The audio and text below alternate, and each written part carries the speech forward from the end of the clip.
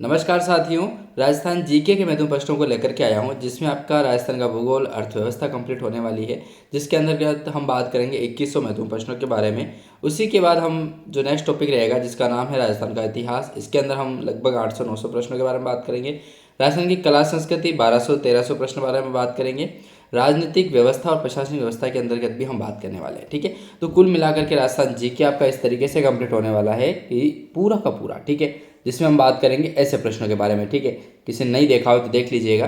Direct question होगा, उसके बाद किस एग्जाम में पूछा गया वो लिखा रखा होगा, और उसके बाद उस प्रश्न से संबंधित जो व्याख्या है वो दे रखी है। ठीक है, तो इस तरीके से हमने महत्वपूर्ण प्रश्नों को बनाया। और पीडीएफ जो है दोस्तों पूरी की पूरी हमारी ई बुक है, वो कुल मिलाकर के 523 पेज की होने वाली है। ठीक है, तो 523 पेज की यदि आप पढ़ लेते हैं एग्जाम से पहले दिन के, आप एक एक पेज पढ़ना प्रारंभ करें तो भी आपका काम हो जाएगा। एक दो पेज मतलब एक दो चैप्टर आप पढ़ना प्रयास करेंगे तो आपका विजन जो है वो 3-4 महीनों में कंप्लीट हो जाएगा। ठीक है, और ये क्वेश्चंस वो हैं जो हर टॉपिक से संबंधित क्वेश्चन है। जैसे कि आपने राजस्थान में कला संस्कृति के अंदर लोक देवता पढ़ा, तो जल्दी से इस पीडीएफ में और लोक देवता टॉपिक निकाल करके लोक देवता के बारे में सारी चीज़ें पढ़ डाली है। ठीक है, तो अब बताओ ना लोक देवता से संबंधित कौन सा क्वेश्चन बाहर जाएगा। तो ये 523 पेज की पीडीएफ है। अब आप कहोगे हम डाउनलोड कैसे करें, हम इसको कैसे प्राप्त करें, तो कुछ नहीं करना है। हमारा जो लिंक है इस पीडीएफ का, वो आपको डिस्क्रिप्शन में दे रखा है डाउनलोड करने का। उसको जाइए, लिंक पर क्लिक करेंगे, हमारा ऐप खुलेगा SK स्टडी एकेडमी के नाम से। उस ऐप को डाउनलोड कीजिए, उसके अंतर्गत आप नोट्स वाले फोल्डर से जाकर के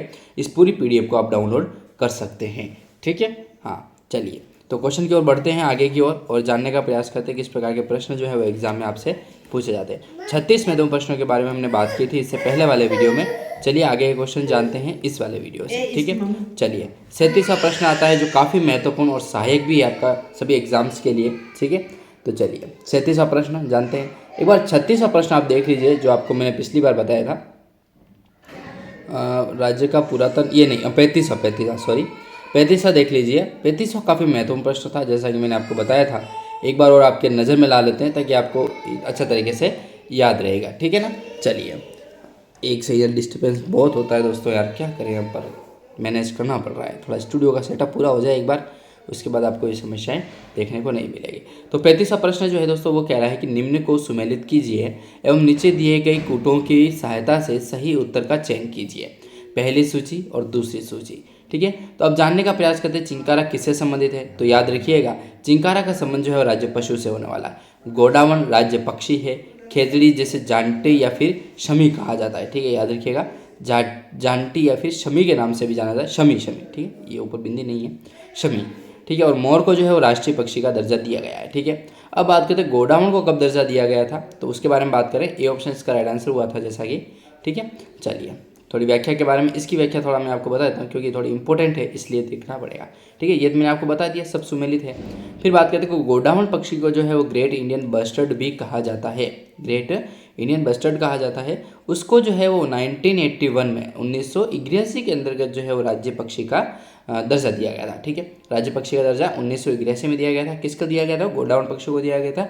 और गोडावन पक्षी को ही जो है वह ग्रेट इंडियन बस्टर्ड के नाम से जाना जाता है। अब गोडावन का वैज्ञानिक नाम क्या है दोस्तों, ये आपको मुझे कमेंट करके बताना है, नहीं तो फिर मैं अंततः आपको बता दूंगा। ठीक है, कमेंट जैसा आपको जितना पता हो उसके बारे में आप बताएं। ठीक है, चलिए देखो, आप आंसर वगैरह कुछ क्या बताऊँ मैं आपको, ऐसे ऑप्शन के आधार पे कुछ नहीं है, डायरेक्ट क्वेश्चन डायरेक्ट आंसर, ऐसे ही व्याख्या के बारे में बात करेंगे जो क्वेश्चन होंगे। ठीक है, 36वां प्रश्न कह रहा है अपना कि उदयपुर राज्य का पुरातन नाम क्या था। ठीक है, आंसर सी ऑप्शन है इसका।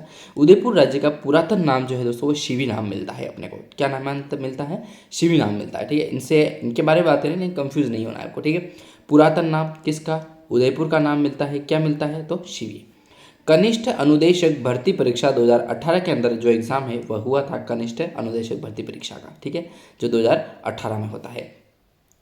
उदयपुर को झीलों का शहर कहा जाता है। यहाँ पर उदयपुर जो देखा उसके बारे में बात करें डिटेल के अंदर, तो उदयपुर को जो है वो झीलों का शहर कहा जाता है, झीलों की नगरी कहा जाता है। और वेनिस ऑफ द ईस्ट कहा जाता है। क्या कहा जाता है? वेनिस ऑफ द ईस्ट, मतलब पूर्वोत्तर का जो वेनिस है वह कौन है? अपना उदयपुर है, राजस्थान का। ठीक है, उदयपुर का प्राचीन नाम शिवी नाम मिलता है। शिवी अपना किस नाम का और भी मिलता है? तो चित्तौड़ का नाम भी मिलता है। ठीक है ना, इस शहर की, यहाँ पर आपको सिर्फ उदयपुर का दे रखा है तो शिवी आंसर इसका होगा, है ना।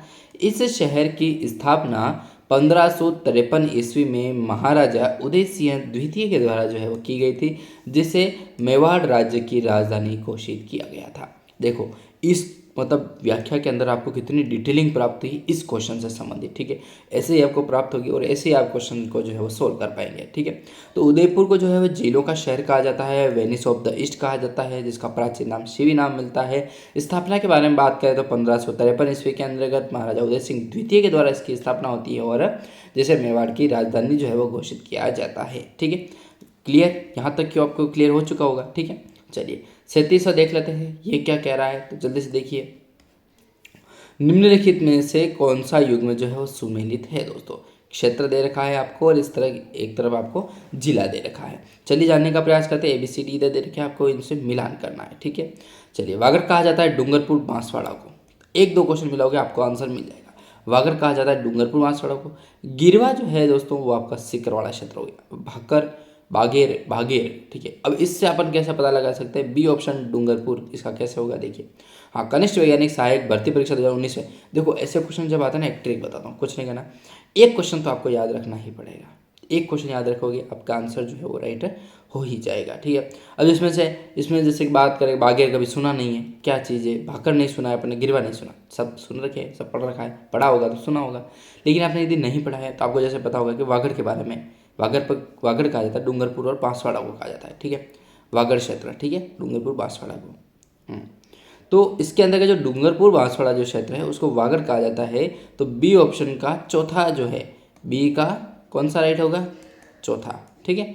तो अब चलिए उसमें मिलान करते हैं जब जिसका आंसर है, ठीक है दोस्तों। PDF है ना 523 पेज की है, जिसको आप ज़रूर डाउनलोड करें, बहुत सहायता मिलेगी आपको एग्जाम्स में, है ना, बहुत बहुत बहुत, ठीक है। चलिए बी ऑप्शन सही सुमेलित इस प्रकार है, सही सुमेलित कीजिए, वो किस प्रकार है, तो इस प्रकार है, क्षेत्र दे रखा है और जिला, ठीक है।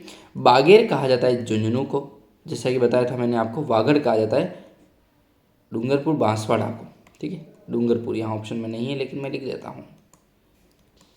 डूंगरपुर बांसवाड़ा जो है वह कहा जाता है वागड़ को। भाकर कहा जाता है पूर्वी सिरोही को, भाकर, ठीक है।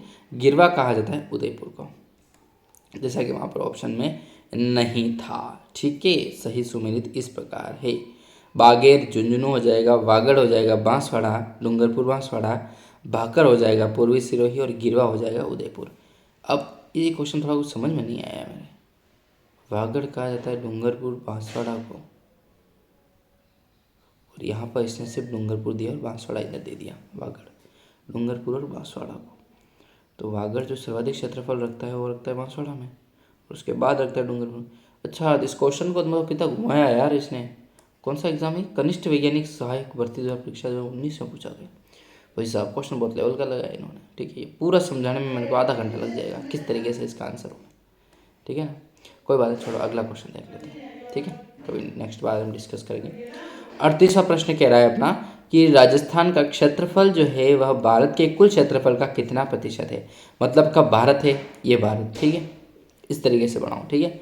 और इधर राजस्थान है, तो राजस्थान इतना क्षेत्रफल रख रहा है, मतलब ये आपका हो जाएगा कितना, 90%, और ये हो जाएगा आपका, ये तो हो गया 90%, और ये 10% बच गया ना आपका, तो 10.41% जो है वो क्षेत्रफल रखता है कौन, राजस्थान रखता है भारत के संदर्भ में, ठीक है।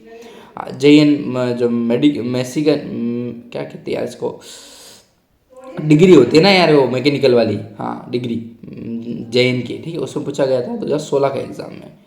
मतलब ये एग्जाम के नाम क्यों दे रखे पता है आपको, इससे आइडिया होता है कि इतने बड़े बड़े एग्जाम में इतने नॉर्मल प्रश्न पूछे जाते हैं। जो हम राजस्थान JK शुरू से पढ़ना चालू करते हैं ना, वही आपके एग्जाम में पूछे जाते हैं, ठीक है।